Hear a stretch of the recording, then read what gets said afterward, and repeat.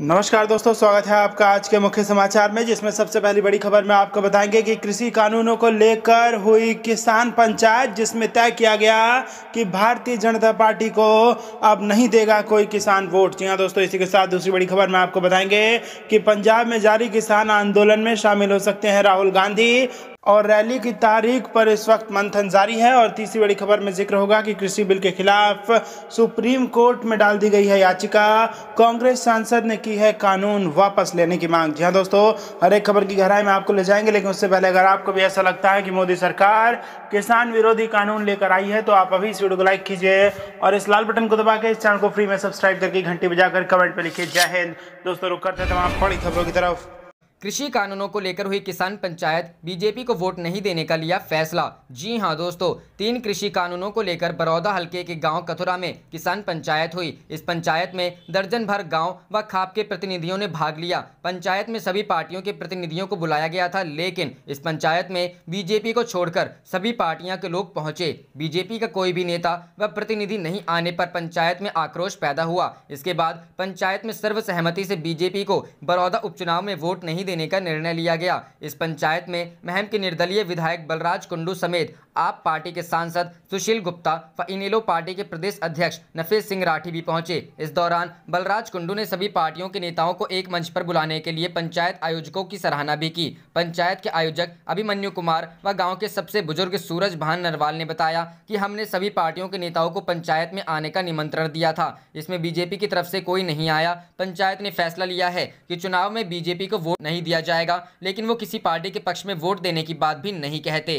रुक करते हैं अगली खबर की तरफ। पंजाब में जारी किसान आंदोलन में शामिल हो सकते हैं राहुल गांधी, रैली की तारीख और जगह पर मंथन जारी। जी हां दोस्तों, कांग्रेस के पूर्व अध्यक्ष राहुल गांधी के इस सप्ताह पंजाब में संसद द्वारा पारित 3 कृषि कानूनों पर सरकार के खिलाफ विरोध प्रदर्शन का नेतृत्व करने की संभावना है। इस मामले से जुड़े लोगों ने यह जानकारी दी है। कांग्रेस के एक नेता ने कहा कि इस दौरान राहुल गांधी को एक रैली को संबोधित कर सकते हैं। रैली की तारीख और जगह को अंतिम रूप दिया जा रहा है। कांग्रेस नेता ने कहा, पंजाब के बाद राहुल गांधी हरियाणा में किसानों के प्रदर्शन में शामिल हो सकते हैं, लेकिन हमें यकीन नहीं है कि हरियाणा में भाजपा की सरकार उन्हें राज्य में प्रवेश करने की अनुमति देगी। आपको बता दें कि कांग्रेस पार्टी 3 कृषि कानूनों पर सरकार के खिलाफ देशव्यापी आंदोलन कर रही है। किसान बिल को लेकर शिरोमणि अकाली दल की ओर से लगातार केंद्र से नाराजगी जताई जा रही थी। वहीं शिरोमणि अकाली दल के नेता सुखबीर सिंह ने शनिवार को मीडिया से बातचीत में यह स्पष्ट कर दिया है कि अब उनकी पार्टी राष्ट्रीय जनतांत्रिक गठबंधन का हिस्सा नहीं है।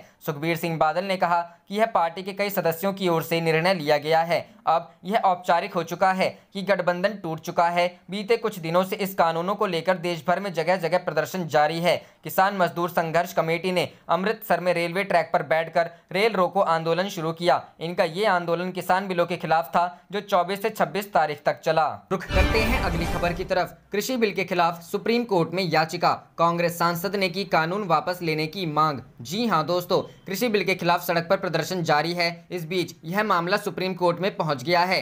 केरल से कांग्रेस सांसद टीएन प्रतापन ने सुप्रीम कोर्ट में कृषि अधिनियम को चुनौती दी है। संसद द्वारा पिछले सप्ताह पारित किए गए किसानों से जुड़े बिल को वापस लेने के लिए रिट याचिका दायर की गई है। कांग्रेस सांसद टीएन प्रतापन ने मूल्य आश्वासन और फार्म सेवा अधिनियम 2020 के किसान समझौते के खिलाफ याचिका दाखिल की है। टीएन प्रतापन ने धारा 32 की धारा 2, 3, 4, 5, 6, 7, 13, 14, 18 और 19 की संवैधानिकता को चुनौती दी है। उनका कहना है कि यह संविधान के अनुच्छेद 14, 15 और 21 के उल्लंघन है। सुप्रीम कोर्ट के समक्ष टीएन प्रतापन के वकील Ashish George, advocate James P Thomas और एडवोकेट सीआर रेखेश शर्मा पेश होंगे। इस बीच राष्ट्रपति रामनाथ कोविंद द्वारा कृषि विधेयकों पर हस्ताक्षर करने और उन्हें कानून बनाने के एक दिन बाद पंजाब युवा कांग्रेस ने इंडिया गेट इलाके में एक ट्रैक्टर को आगे के हवाले कर अपना विरोध जताया। शहीद भगत सिंह की जयंती पर सुबह लगभग 7:15 पर विवादास्पद कृषि कानूनों का विरोध करने के लिए पंजाब युवा कांग्रेस के लगभग 10 से 15 कार्यकर्ता एक ट्रक से राष्ट्रीय राजधानी पहुंचे। इंडियन यूथ कांग्रेस ने अपने एक ट्वीट में कहा कि अगर बहरों को सुनना है तो आवाज बहुत तेज होनी चाहिए। इंडियन यूथ कांग्रेस के ट्वीट में कहा गया, शहीद भगत सिंह की स्मृति के सम्मान में पंजाब युवा कांग्रेस ने इंडिया गेट किसानों के प्रति भाजपा सरकार के उदासीन रवैये का विरोध किया। सोते हुए सरकार को जगाओ, इनकलाब जिंदाबाद। बाद घटना को राष्ट्रपति भवन से कुछ मीटर की दूरी पर अंजाम दिया गया।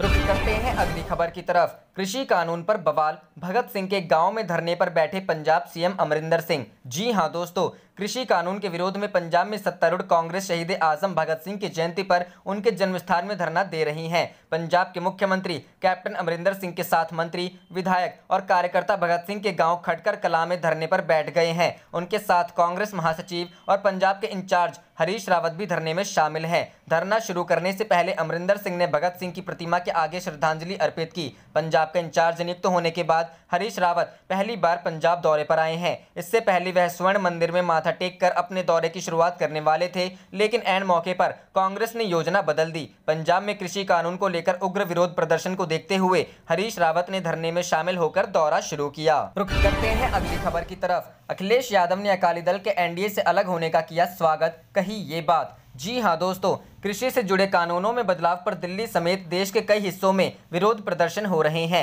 इस मुद्दे पर विपक्षी दल सरकार को लगातार घेरने में जुटे हैं। यूपी कांग्रेस इस बिल के विरोध में पैदल मार्च निकाल रही है। उधर समाजवादी पार्टी के राष्ट्रीय अध्यक्ष अखिलेश यादव ने ट्वीट कर भाजपा सरकार पर हमला बोला है। अखिलेश यादव ने अकाली दल के एनडीए से अलग होने का भी स्वागत किया है। इससे पहले अखिलेश ने किसानों के समर्थन में आवाज उठाते हुए कहा था कि भाजपा सरकार एमएसपी व मंडी के नाम पर सारा ध्यान फसल की खरीद फरोख्त में लगा देना चाहती है, जबकि भाजपा का असली उद्देश्य कृषि भूमि पर अप्रत्यक्ष कब्जा करना है। अखिलेश यादव ने रविवार को ट्वीट करते हुए कहा, किसानों को भाजपा की शोषणकारी नीतियों से बचाने के लिए एक जिम्मेदार दल की तरह अकाली दल के एनडीए से अलग होने का स्वागत है। अखिलेश ने आगे कहा, भाजपा के विरोध में न केवल जनता, विपक्ष व उनके सहयोगी दल हैं, बल्कि उनके अपने कार्यकर्ता भी हैं, क्योंकि उन्हें ही जनता के आक्रोश का सीधा सामना करना पड़ रहा है। विपक्षी दलों और देश के कई राज्यों के किसानों के भारी विरोध के बीच राष्ट्रपति रामनाथ कोविंद ने रविवार को तीनों कृषि विधेयकों पर हस्ताक्षर कर दिए हैं।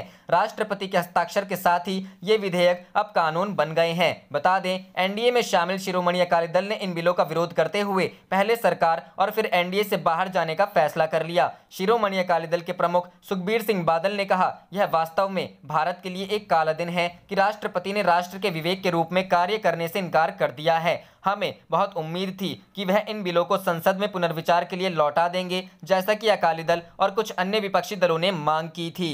रुख करते हैं अगली खबर की तरफ। टिकट को लेकर पटना बीजेपी ऑफिस में हंगामा, कार्यकर्ताओं ने उप मुख्यमंत्री की गाड़ी को घेरा। जी हां दोस्तों, पटना के बीजेपी ऑफिस में रविवार की दोपहर खूब हंगामा हुआ। लखीसराय विधानसभा सीट से टिकट की दावेदार कुमारी बबीता के समर्थकों ने उनके लिए टिकट की मांग करते हुए बवाल काटा। इस दौरान उप मुख्यमंत्री सुशील कुमार मोदी की गाड़ी को लखीसराय से आए बीजेपी कार्यकर्ताओं ने काफी देर तक घेरे रखा। हंगामा करने वाले बीजेपी कार्यकर्ताओं ने कहा कि वर्तमान विधायक और मंत्री विजय सिन्हा अपने क्षेत्र में उम्मीदों पर खड़े नहीं उतर रहे हैं, इसलिए वहां से कुमारी बबीता को ही टिकट दिया जाए। कार्यकर्ताओं ने पार्टी कार्यालय में विजय सिन्हा के खिलाफ जमकर नारे भी लगाए। बता दें कि बिहार विधानसभा चुनाव की तारीखों के ऐलान के बाद भी एनडीए में सीटों के बंटवारे का मुद्दा सुलझा नहीं है। रुख करते हैं अगली खबर की तरफ। बिहार चुनाव, पासवान की पार्टी में बड़ी टूट के आसार, चिराग से नाखुश 4 एलजेपी सांसद बीजेपी के संपर्क में। जी हां दोस्तों, बिहार में एनडीए की सहयोग लोक जनशक्ति पार्टी में टूट के आसार नजर आ रहे हैं। पिछले काफी समय से जेडीयू से नाखुश नजर आ रहे चिराग पासवान अब खुद अपने ही घर में घिरते हुए नजर आ रहे हैं। खबर है कि लोजपा के 4 सांसद बिहार विधानसभा चुनाव से पहले पार्टी छोड़कर बीजेपी का दामन थाम सकते हैं। अगर ऐसा होता है तो यह निश्चित रूप से चिराग पासवान के लिए एक बड़ा झटका होगा। खबरों के मुताबिक रामविलास पासवान की अनुपस्थिति में लोक जनशक्ति पार्टी के भीतर बड़े पैमाने पर विद्रोह छिड़ गया है। रामविलास पासवान पिछले कुछ समय से बीमार चल रहे हैं और अस्पताल में उनका इलाज चल रहा है। जो खबर सामने आ रहा है उसके मुताबिक कम से कम 4 लोजपा सांसद चिराग पासवान की कार्यप्रणाली से नाखुश हैं, जो अपने पिता की अनुपस्थिति में फिलहाल पार्टी का संचालन कर रहे हैं। सूत्रों का कहना है कि सांसद भाजपा के संपर्क में है। टाइम्स नाउ के प्रशांत ने बताया कि चिराग पासवान आगामी चुनावों में कुल 243 में से 141 सीटों पर चुनाव लड़ना चाहते हैं, लेकिन भाजपा और जेडीयू दोनों ही उन्हें कोई खास महत्व नहीं दे रहे हैं। 2015 के बिहार विधानसभा चुनाव में बीजेपी और जेडीयू ने क्रमशः 157 और 101 सीटों से चुनाव लड़ा था, जबकि एलजेपी ने सिर्फ 42 सीटों पर उम्मीदवार उतारे थे। रुख करते हैं अगली खबर की तरफ। बिहार इलेक्शन, तेजस्वी यादव के 10 लाख युवाओं को रोजगार देने के वादे पर तिलमिलाई बीजेपी, कह दी यह बात। जी हां दोस्तों, बिहार के सियासत में तमाम दलों ने अपने अपने दांव खेलने शुरू कर दिए हैं। चुनाव की घोषणा के साथ ही राजनीतिक दल अपना अपना पिटारा खोल जनता के बीच अपनी दावेदारी खास अंदाज में पेश करने लगे हैं। ऐसे में सबसे आकर्षक वोट बैंक है बिहार में बिहार के युवा, जिन पर तमाम दलों की नजरें टिकी हैं और उन्हें लुभाने के दौड़ में सबसे आगे आरजेडी के युवराज तेजस्वी यादव चल रहे हैं। नेता प्रतिपक्ष तेजस्वी यादव ने युवाओं को 10 लाख नौकरी देने का वादा किया है। उन्होंने युवाओं को अच्छी तरह यह बता दिया है कि सरकारी नौकरी पानी है तो वोट आरजेडी को ही दें। बता दें कि आरजेडी ने 5 सितंबर को बेरोजगारी हटाओ पोर्टल लॉन्च किया, जिस पर अब तक 9,47,324 बेरोजगार युवाओं और 13,11,626 लोगों ने टोल फ्री नंबर पर मिस्ड कॉल किया। अब तक कुल 22,58,950 लोगों ने निबंधन किया है। ऐसे में तेजस्वी यादव ने राज्य सरकार के अलग अलग विभागों में रिक्तियों के आंकड़े को बैठाया और ये घोषणा कर दी कि हमारी सरकार बनने पर पहली कैबिनेट में पहली ही कलम से बिहार के 10 लाख युवाओं को स्थायी नौकरी देंगे। रुख करते हैं अगली खबर की तरफ। बिहार चुनाव में सुरक्षा रहेगी चाक चौबंद। केंद्र सरकार ने 30,000 जवानों की तैनाती के निर्देश दिए। जी हां दोस्तों, केंद्र सरकार ने बिहार में 3 चरणों में होने वाले विधानसभा चुनावों के संचालन के लिए केंद्रीय सुरक्षा बलों के लगभग 30,000 जवानों की तैनाती के निर्देश दिए हैं। अधिकारियों ने रविवार को यह जानकारी दी। केंद्रीय गृह मंत्रालय ने निर्देश दिया है केंद्रीय सशस्त्र पुलिस बलों और रेलवे सुरक्षा बल की 300 कंपनियों को बिहार में विधानसभा चुनाव के शांतिपूर्ण संचालन को सुनिश्चित करने के लिए तैनात किया जाएगा। एक आधिकारिक आदेश के अनुसार अधिकतम 80 कंपनियां केंद्रीय रिजर्व पुलिस बल से होंगी। इसके बाद सशस्त्र सीमा बल से 70 कंपनियां, सीमा सुरक्षा बल से 55, केंद्रीय औद्योगिक सुरक्षा बल से 50, भारत तिब्बत सीमा पुलिस बल से 30 और आरपीएफ से 15 कंपनियां होंगी। इन बिलों की एक कंपनी में लगभग 100 जवान होते हैं। एक वरिष्ठ अधिकारी ने कहा, इन सीएपीएफ और आरपीएफ के कुल 300 कंपनियों या लगभग 30,000 कर्मियों को बिहार चुनाव में तैनाती के लिए सीमाओं और प्रशिक्षण सहित विभिन्न इकाइयों से तुरंत वापस बुलाने का आदेश दिया गया है। 243 सदस्यीय बिहार विधानसभा के लिए मतदान 3 चरणों 28 अक्टूबर, 3 नवंबर और 7 नवंबर को होंगे और 10 नवंबर को मतगणना होगी। चुनाव आयोग ने 25 सितंबर को राज्य के लिए चुनाव कार्यक्रम की घोषणा करते हुए कहा कि मौजूदा कोविड-19 महामारी के दौरान यह चुनाव विश्व स्तर पर होने वाले सबसे बड़े चुनावों में से एक होगा। रुख करते हैं अगली खबर की तरफ। बिहार असेंबली इलेक्शन 2020, फुलवारी में होगी रोचक टक्कर, भारी दिख रहा आरजेडी का पाला। जी हां दोस्तों, बिहार विधानसभा चुनावों में इस बार जिस सीट पर सभी की नजरें रहेंगी वो होंगी फुलवारी। कभी मुख्यमंत्री नीतीश कुमार के करीबी और जेडीयू के कदावर नेता माने जाने वाले श्याम रजक का इस सीट पर वर्चस्व कायम था, लेकिन हाल ही में रजक ने जेडीयू को छोड़कर आरजेडी का दामन थाम लिया। इससे पहले ये जेडीयू की पक्की सीटों में से एक मानी जाती थी, लेकिन रजक के पार्टी छोड़ने के बाद अब इस सीट पर अब आरजेडी मजबूत होती नजर आ रही है। अब बीजेपी और आरजेडी के सामने मुश्किल ये है कि रजक के सामने कौन सा ऐसा उम्मीदवार उतारा जाए जो इस सीट पर जमीनी टक्कर देने के लिए तैयार हो। फुलवारी सीट पर कभी कांग्रेस का दबदबा हुआ करता था। 1977 में बनी इस सीट पर हमेशा से ही राष्ट्रीय जनता दल की नजर थी। इसी के साथ आरजेडी ने इस सीट पर अपना वर्चस्व कायम करना शुरू कर दिया और यहां से 4 विधानसभा चुनावों में जीत दर्ज की। लेकिन समय के साथ गणित पलटा और जेडीयू ने 2010 में यहां पर जीत हासिल की। अब ये विधानसभा सीट एससी के लिए आरक्षित है। फुलवारी सीट की एक और खास बात यह है कि यहां पर दलित वोटरों का बोलबाला है। करीब 2.80 लाख वोटरों की जनसंख्या में यहां पर 27% दलित वोटर हैं, वहीं 25% वोटर मुस्लिम हैं। इसको देखते हुए गैर मुस्लिम और गैर दलित वोटर की भूमिका बड़ी हो जाती है और ये ट्रम्प कार्ड साबित होते नजर आते हैं। करते हैं अगली खबर की तरफ।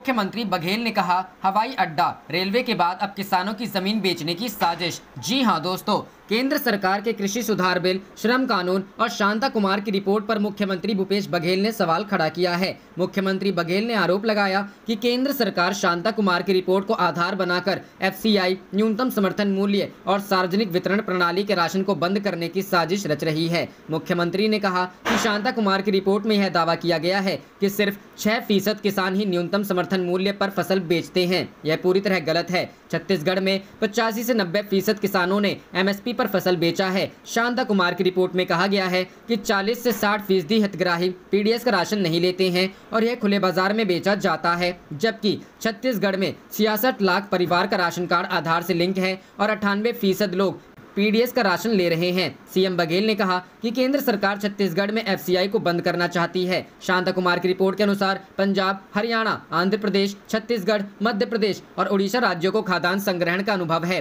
अतः इन राज्यों में एफसीआई को खाद्यान्नों का संग्रहण नहीं करना चाहिए। बघेल ने कहा कि एफसीआई को गेहूं, चावल के अलावा अन्य खाद्यान्न का संग्रहण करना चाहिए। केंद्र सरकार की मंशा है कि वह एफसीआई के माध्यम से चावल की खरीदी बंद कर दें। किसानों को सीधी सब्सिडी देने की वकालत की गई है। बघेल ने कहा कि छत्तीसगढ़ सरकार इसका विरोध करती है।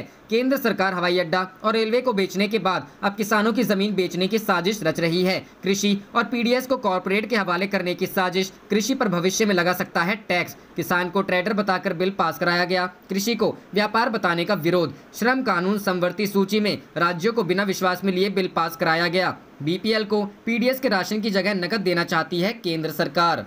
रुक करते हैं अगली खबर की तरफ। 5 साल तो क्या 5 दिन भी सरकार चलाने के लायक नहीं भाजपा, अखिलेश। जी हां दोस्तों, समाजवादी पार्टी के राष्ट्रीय अध्यक्ष एवं पूर्व मुख्यमंत्री अखिलेश यादव ने कहा है कि युवाओं को कड़ी परीक्षा पास करने के बावजूद 5 साल की संविदा देने वाले सत्ताधीश खुद चंद महीनों की संविदा पर कार्यरत हैं। भाजपा सरकार के 3.5 साल के प्रदर्शन ने जनता को बता दिया है कि वह 5 साल तो क्या 5 दिन भी सरकार चलाने के लायक नहीं है। अब तक वे अपनी एक भी जनहित की योजना लागू नहीं कर सके हैं। समाजवादी सरकार के कामों पर अपने नाम का ठप्पा लगाने और फीता काटने के अलावा भाजपा सरकार ने कुछ नहीं किया है। वस्तुतः भाजपा नेतृत्व इतना कृतघ्न है कि वह समाजवादी सरकार को उसके समय हुए विकास कार्यों का श्रेय भी नहीं देना चाहता है। सरकार को इधर उधर की बहानेबाजी करने के बजाय यह बताना होगा कि उत्तर प्रदेश में चारों तरफ अंधेरा क्यों है। मुद्दा विहीन सरकार के कारण राज्य की जनहित की समस्याएं उलझती जा रही है। राष्ट्रीय स्वयंसेवक संघ की स्वतंत्रता आंदोलन में रंच मात्र भूमिका नहीं थी, इसलिए वह लोकनायक जयप्रकाश नारायण की स्मृति को संजोने को बने अंतर्राष्ट्रीय केंद्र को नीलामी पर चढ़ा रही है। इस केंद्र में स्वतंत्रता सेनानियों की स्मृतियां अक्षुण्ण बनाए रखने की योजना थी। भाजपा राज में वहां धूल भी नहीं साफ हुई। केंद्र का अधूरा काम रोककर भाजपा को क्या मिला? आपातकाल के विरोध का नेतृत्व जयप्रकाश जी ने किया था। दूसरी आजादी के संघर्ष पर धूल डालने में भाजपा नेतृत्व भी सहयोगी बन रहा है। आखिर क्यों? भाजपा सरकार और मुख्यमंत्री जी को यह भी पता नहीं कि वे अपने आचरण से अपने प्रेरणा पुरुष का अपमान कर रहे हैं या सम्मान। सूचना विभाग के नए भवन के निर्माण की स्वीकृति समाजवादी सरकार के समय हुई थी, क्योंकि सिविल अस्पताल का विस्तार करना था। इस भवन पर अपने शीर्ष नेता का नाम ही लगाना था, तो अपनी किसी नई योजना को पूरा करते। देश प्रदेश के हर संस्थान एवं संसाधन को बेचने पर उतारू भाजपा अमीरों के हाथों में बिक चुकी है। अंतर्राष्ट्रीय स्तर का इकाना स्टेडियम समाजवादी सरकार का बनाया, उस पर भाजपा ने अपना ठप्पा लगाया। उसके पास उस समय बने अवध शिल्प ग्राम को भी औने पौने दाम में बेच दिया गया। सरकारी संपत्तियां बेचने के मामले की जांच समाजवादी सरकार बनने पर होगी और इसके दोषी जिम्मेदारों के खिलाफ कड़ी कार्रवाई भी होगी। रुक करते हैं अगली खबर की तरफ। कृषि विधेयकों को राष्ट्रपति की मंजूरी के बाद शिरोमणि अकाली दल ने कहा, आज भारत के लिए काला दिन। जी हां दोस्तों, राष्ट्रपति रामनाथ कोविंद के कृषि संबंधित विधेयकों को मंजूरी देने के बाद शिरोमणि अकाली दल के प्रमुख सुखबीर सिंह बादल ने आज के दिन को भारत के लिए काला दिन बताया। अकाली दल प्रमुख ने कहा कि यह वास्तव में भारत के लिए एक काला दिन है कि राष्ट्रपति ने राष्ट्र के विवेक के हिसाब से कार्य करने से इनकार कर दिया है। बादल ने कहा कि शिरोमणि अकाली दल और कुछ अन्य विपक्षी दलों की मांग के बाद हमें बहुत उम्मीद थी कि वह इन बिलों को संसद में पुनर्विचार के लिए लौटा देंगे। वहीं पिछले रविवार को जब राज्यसभा में कृषि विधेयक ध्वनिमत से पास हुए थे, तब कांग्रेस ने भी उस दिन को संसदीय इतिहास में काला दिन करार दिया था। कांग्रेस की ओर से कहा गया था कि संसदीय कार्रवाई के दौरान राज्यसभा में किसान विरोधी काले कानून सभी परंपराओं को तोड़कर पारित किए गए हैं। यह दिन संसदीय इतिहास में काले अक्षरों में दर्ज हो चुका है। बता दें, इन विधेयकों के चलते इस समय एक राजनीतिक विवाद खड़ा हुआ है और खास तौर से पंजाब और हरियाणा के किसान विरोध प्रदर्शन कर रहे हैं। इन विधेयकों का विरोध राजग के सबसे पुराने सहयोगी शिरोमणि अकाली दल ने भी किया है और उसने खुद को राजग से अलग कर लिया है। इससे पहले 17 सितंबर को सुखबीर सिंह बादल की पत्नी और शियद की वरिष्ठ नेता हरसिमरत कौर ने कृषि विधेयकों के विरोध में कैबिनेट मंत्री पद से इस्तीफा दे दिया था। रुक करते हैं अगली खबर की तरफ। किसान राहत के अभाव में अपनी जान दे रहा और चुनावी भूमि पूजन का खेल जारी है कमलनाथ। जी हां दोस्तों, मध्य प्रदेश में चुनावी संग्राम में राजनीतिक दांव बने किसानों को लेकर आरोप प्रत्यारोप का दौर और तेज हो गया है। कांग्रेस प्रदेश सरकार पर किसानों के साथ झूठ और फरेब का आरोप लगा रही है और लगातार किसान कर्ज माफी को लेकर भाजपा का घेराव कर रही है। वहीं अब मध्य प्रदेश के पूर्व सीएम और कांग्रेस प्रदेश अध्यक्ष कमलनाथ ने एक बार फिर सीएम शिवराज पर किसानों को लेकर बड़ा हमला बोला है। कमलनाथ ने रविवार को ट्वीट कर किसानों के मुद्दे पर एक बार फिर प्रदेश सरकार और सीएम शिवराज पर निशाना साधा है। कमलनाथ ने ट्वीट कर लिखा, शिवराज जी, अतिवर्षा, कीटों के प्रकोप से प्रदेश के विभिन्न हिस्सों में खराब हुई फसलों का किसानों को अभी तक मुआवजा नहीं मिला है। उन्हें आपकी सरकार ने कोई राहत प्रदान नहीं की है। एक अन्य ट्वीट कर उन्होंने सीएम शिवराज पर तंज कसते हुए कहा कि आपने बाढ़ पर्यटन खूब किया, पीड़ितों के बीच खूब लच्छेदार भाषण दिए, लेकिन अभी तक उन्हें राहत प्रदान नहीं की। आज भी आपके गृह जिले विदिशा के सिरोंज के ग्राम भोरिया में उन्होंने कहा कि भले आपकी पूरी सरकार किसान की इस आत्महत्या के पीछे भी अन्य कारण बताने में जुट जाए, लेकिन सच्चाई यह है कि प्रदेश का किसान राहत के अभाव में अपनी जान दे रहा है और इनसे बेखबर आपका चुनावी पर्यटन, करोड़ों की झूठी घोषणाएं, झूठे शिलान्यास, चुनावी भूमि पूजन का खेल जारी है। रुख करते हैं अगली खबर की तरफ। मध्य प्रदेश के उपचुनाव में राम मंदिर पर सियासत, भाजपा कांग्रेस में छिड़ी जंग। जी हां दोस्तों, गोविंद राजपूत के समर्थकों का वीडियो वायरल होने के बाद से ही कांग्रेस बीजेपी पर हमलावर है। कांग्रेस ने आरोप लगाया है कि बीजेपी राम का सियासी तौर पर इस्तेमाल करती है। कांग्रेस ने वीडियो को लेकर चुनाव आयोग में शिकायत भी दर्ज कराई थी। अब गोविंद राजपूत का यह बयान सामने आने के बाद कि वह दिवाली के बाद रामशिला लेकर अयोध्या जाएंगे, कांग्रेस ने इस पर भी पलटवार किया है। कांग्रेस का आरोप है कि बीजेपी के पास अब मुद्दा नहीं बचा है, लिहाजा वह राम के नाम पर वोट मांग रही है। आप देख रहे थे आपका अपना चैनल जय हिंद जय भारत।